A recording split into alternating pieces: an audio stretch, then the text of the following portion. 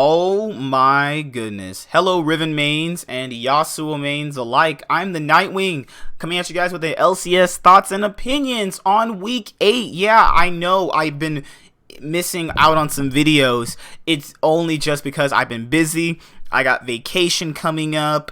I got just a lot of stuff coming up. So I'm really sorry. Don't worry. When I'll be out this past week, I'll have some videos planned for you guys. I don't know exactly what, but I'll have something planned for this week, to the point where I can release it, during the week where I'm not really here personally. But yeah, videos are always going to be here, coming back a lot to help out you guys and everything. League of Legends news related. I know there's not really a lot of League channels as kind of like what we are, me and JTH in here, but we're talking about news and teams and macro and micro and the LCS, the LCK, the LPL. I haven't really got a chance to talk about the LCK, but I actually will in a separate type of video where I think most of what I thought about the LCK has kind of, been more or less so changed based off recent performances of teams and how they've actually evolved. It took a while for them to actually evolve, but I feel like they've actually gotten a lot better, and I do feel like a lot of people haven't really been checking for them. But nonetheless, this is about the LCS. I will be giving you an LEC thoughts and opinions because I haven't got a chance to be able to talk about the LEC as well. So let's go. Let's start. Let's start with. Okay, so people know I'm a Cloud9 fan, so let's start with the Cloud9 actually. So Cloud9 coming into this week, sub out Sneaky for Deathly, and a lot of people had been criticizing Sneaky's performance. Now, personally, Sneaky's been playing pretty bad. I think that a lot of people are overrating how bad he's been actually playing. He's not playing like some Apollo level of bad, if I'm being completely honest. He's been playing not so good. I'm not gonna, discredit that, but overall, Cloud9 as a whole can literally lose to FlyQuest, then beat Team Liquid the next day. So then you go to yourself and think like, okay, do they just not respect teams that have like a record of what FlyQuest had at that current point in time, which was like 4 and like 11 or something like that, right? So you factor in that if you look at Cloud9 as a whole, Niski, Svenskeren, and Licorice are all performing pretty well. I don't really see a problem with, any of their performances. I think that last split, it was literally just Svenskeren, and then now this, split, it's been flipped, where basically the top side is really strong for them, but the bot side, including Sneaky and Zeyzal, have not been so good. Now, with that being said, you have to kind of factor in that, both of the players haven't been playing so well. Definitely coming into the team, I feel like a lot of people are going to be giving him a lot of basically, flack for actually losing that game, but the game wasn't really based off him. I think that everybody failed in that game. Sven getting caught out in that game. Licorice didn't really fail. It was just more like the team around him failed. Because Licorice played pretty well. He's been playing silently really well since he came back to form with his wrist not hurting anymore. Then you have to factor in how the Yasuo pick really did overall, destroy that composition, but then the next day they bounce back again against Team Liquid and have a pretty good performance against them. It's really weird that ever since Niski basically got beaten at Rift Rivals, while albeit being sick, he decided to play a lot more mid laners. Like, he randomly busted out the Quenya, he randomly pulled out the Vigar, the TF. He's willing to play these unconventional picks, which I feel like will add a lot of draft flexibility for them moving forward into playoffs. Now, with this week being concluded, Cloud9 has clinched a playoff position, not the bye, but I feel like that in order for them to really get the best feel of playoffs, I would personally feel like, yeah, the bye is okay, but what if they were to get third place and have to fight through best of fives like TSM did last split? I felt like with each best of 5 TSM played last split, they got a lot better and then, regressed at every single point up till now, nonetheless. But, having them at third place wouldn't really be the worst thing in the world. The issue with being at third place is that that's basically just one more best of 5 you have to play, but I do feel like that can add a layer to a certain type of to a team like Cloud9 that can make them a whole lot better is that, getting all of your playoff jitters out in that best of 5 against a weaker team than having your playoff jitters in against a better team. Those things always happen, but they've lost quarterfinals before. They've only lost 3 quarterfinals ever. One to TSM back in 2016 spring, one to Dignitas in 2017 summer, and they've lost to Team Liquid in 2018 spring quarter. So they only really ever lost like 3 quarterfinal matches. That's not a lot anyway, and the span of over a couple years is actually not really that bad. But I would not like to go through that, but if it makes them better, then yes, they all then hopefully so they can get the second place spot position. Now, looking at Team Liquid, they more or less so play down to their competition, which doesn't really make a lot of sense for them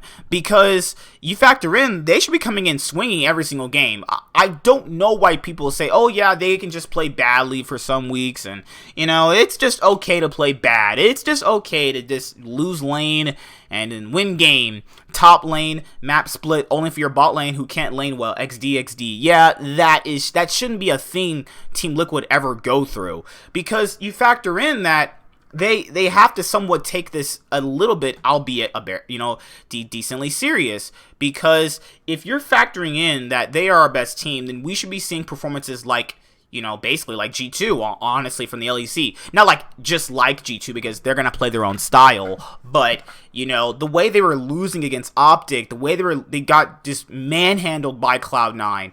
Yeah, like, it's just those random games that obviously they're still the best team in North America. No one's going to really deny that, but it's just those type of games and these type of weeks that make you feel like, man, they aren't guaranteed to win the split. And I do feel like people always like, yeah, they're gonna win the split anyway. That's not a guaranteed. That's not even how that has actually ever been the thing. Nothing is ever guaranteed, and that's how like upsets get thrown around in the game, and that's how they actually happen. And that's how it's basically one of those things that you get a little bit too complacent, and then when you get upset, then in a best of 5 at some point, or in weeks like these, then you kind of think to yourself, maybe these wins really aren't guaranteed. Now looking at all the players, they all played decently okay. It wasn't more or less all the player performances that really did anything wrong. It was just more like the whole team just kind of just wasn't doing anything, and they were okay with just giving up lane advantage and losing. But nonetheless, I feel like they'll fix their issues anyway come playoffs and come when they make the finals anyway, so it's okay. Alright, so Team Liquid, Cloud9, let's go TSM. I don't even know where to start with this dumpster fire. Like, I'm sorry to you TSM fans. Like, you guys know the team's not playing well. Like, this is ridiculous, honestly. Like, everybody's like, oh, TSM is gonna get second this split because they'll have 2 junglers. They're gonna come back off their spring split performance. I've never trusted any form TSM has ever been in because they've never kept that form for very, very long. Neither has Cloud9. I'm not gonna make the excuse there because you have to factor in that just because a team plays good one split doesn't mean they're going to play good the next split the same way. Patches change, teams change. Literally, coming into the split, they had changes. So they were not going to play the same way. Plus, it had been a while since they'd actually had been playing anyway, even though they already had, been scrimming in Korea, playing Korean solo queue in their little boot camp before the split started. Everything's wrong. Everything's going wrong. I'm not even going to sugarcoat this. Everything's going wrong. Cadian is playing, just bad. Bjergsen is non-existent. I don't even know why. I don't know how those words came out of my mouth. The bot lane, irrelevant. They're just irrelevant. They're just invisible. Broken Blade is playing pretty well. Yeah, he's playing pretty well. I'll say that. But I don't know. No macro, no micro. The team's doing their own thing. It's kind of like what Smoothie said when he had an interview with Travis a while ago. It's kind of like they're just playing the way they want to play. They don't even know what the team aspect of it is, really. They just don't. And I really have a hard time understanding where this came from. What went so bad? It was 1 week they got beaten badly before Rift Rivals. Then when Rift Rivals came in, they got if we say they got destroyed, that would be an understatement at that point. And then they've just never really been the same. And then they finally settled on Acadian. That should have fixed some things, but it didn't, and that's where things obviously didn't change for them. And those things that always tend to be what they had before aren't going to be there because you have to then relearn all those things. So yeah, TSM's going through a lot of issues, I'd say. So hopefully they're going to make playoffs, obviously. There's no world in which I think they won't make playoffs, and mark my words, they'll randomly just get into playoffs at like sixth place. Could you imagine TSM getting in 6th place with Sven, Smoothie, and Bjergsen? Holy crap. And then, go to the finals like they did in 2016. Hey, it is what it is at the end of the day. All right, so what else? Who is there? Oh, ClG. Yeah, ClG has quietly been the 2nd place team in North America, actually. ClG's been playing very well. They had a 0-2 week last time we seen them. They came back. They came back really, really strong. They were losing against ClG in their game. I don't know how ClG threw that game. Like, ClG always randomly, throughout splits that we've seen them, will get huge leads in game and then just throw them. It's like, what are you doing? ClG, on the other hand, Ruin's been playing solid. You have Wiggly pretty much like MVP level at this point. Power Vivo's playing pretty well. Botlane's playing pretty well. They overall have been playing pretty well. Nonetheless, then they come out with a 2-0 week. They're looking like the 2nd or 3rd best team in the league right now.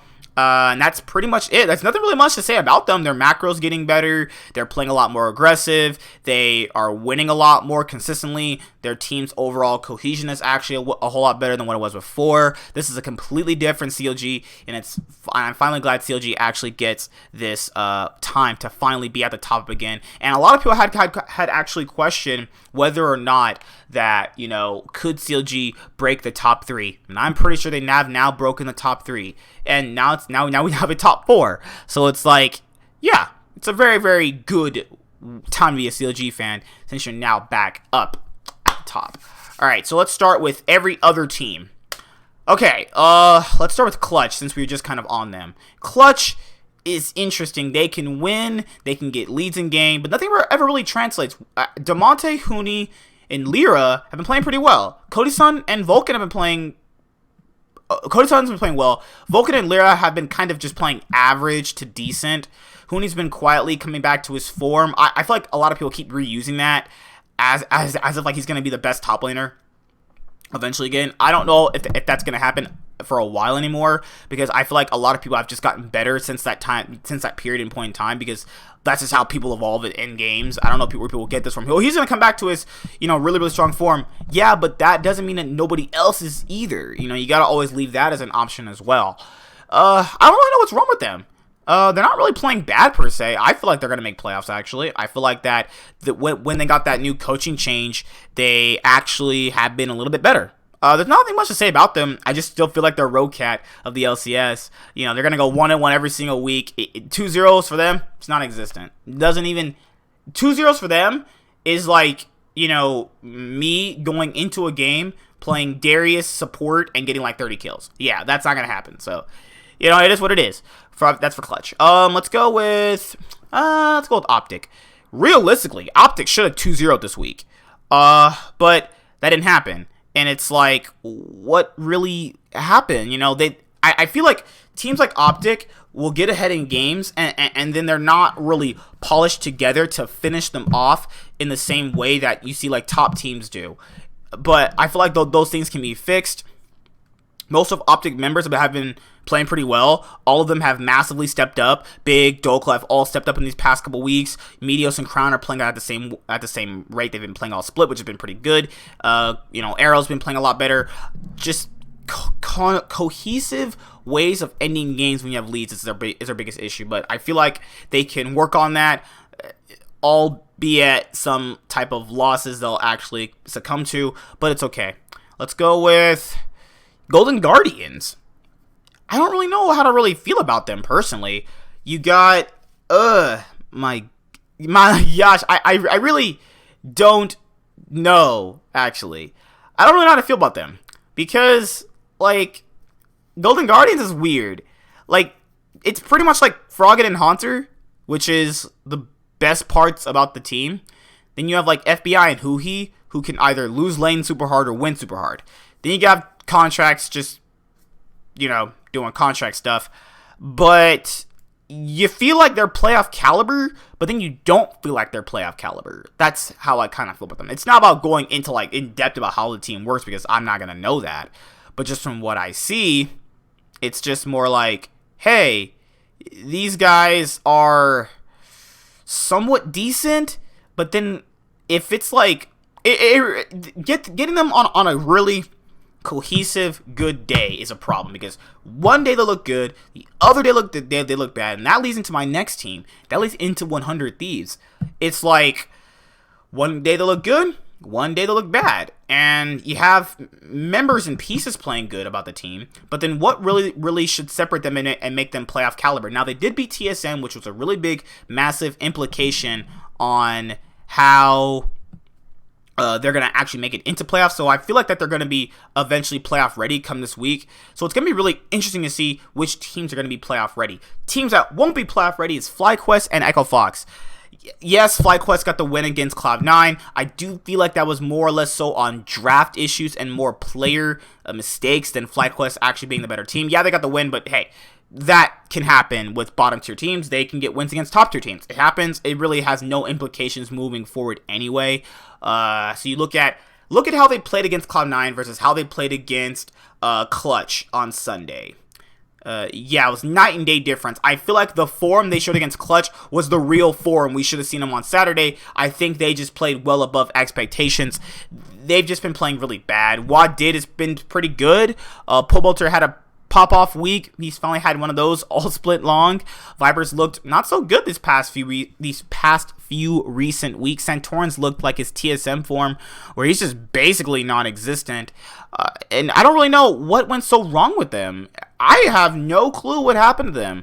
They just have not looked the same. I know like the Cloud9 victory will kind of give a little bit of blindness to some people and go like, oh yeah, they can still beat teams that are better than them. Yeah, you can, but I also can go outside and fly. You know, I guess we're going to use that as an example now. No, it's just like, this is a thing that can happen. It's just, that's not really indicative of how strong they can actually be. And I feel like this split, they've massively dropped the ball. They're most likely through playoff championship points, they're going to be going to the gauntlet, which I feel like they're going to get out in like round 1 or 2. I mean, it happens, obviously. Last team is Echo Fox. Nothing really much to say about them, honestly, except that they suck. They're so bad, man. Oh my god, I feel bad for Hakuho and Solo, man. They've been like stuck in elo hell with these guys. Yeah, Mike Young sucks. Who paid literal money for Mike Young? Come on, use your brain. Phoenix, I don't know, the same player he's been since 2015. Paulo sucks this split. Lorlo, I don't know why you're playing Lorlo over Solo at this current point in time. It's just like, what are you doing, man? Echo Fox it doesn't matter anyway. They're selling their spot in the LCS anyway to the former owners of P1. So P1 is coming back to the LCS under a new name. It doesn't matter what Echo Fox does these last weeks of the LCS. This last week of the LCS is their last week they'll be in the LCS. It does not matter. You know, they've never had good splits. They've had one good split, you know, and well, theoretically 2, because they had that quarterfinals appearance against TSM, which they brought them to 5 games. Just feels bad. They never really amounted to anything or got anywhere because of bad management, bad coaching, bad roster changes, just bad everything. So yeah, that's it. I'll see you guys later on the Nightwing, signing out. Like, comment, subscribe. Most of all, enjoy. I'll see you guys in my next video. Peace out. Bye. Have fun watching the LCS this last week, coming up on week 9.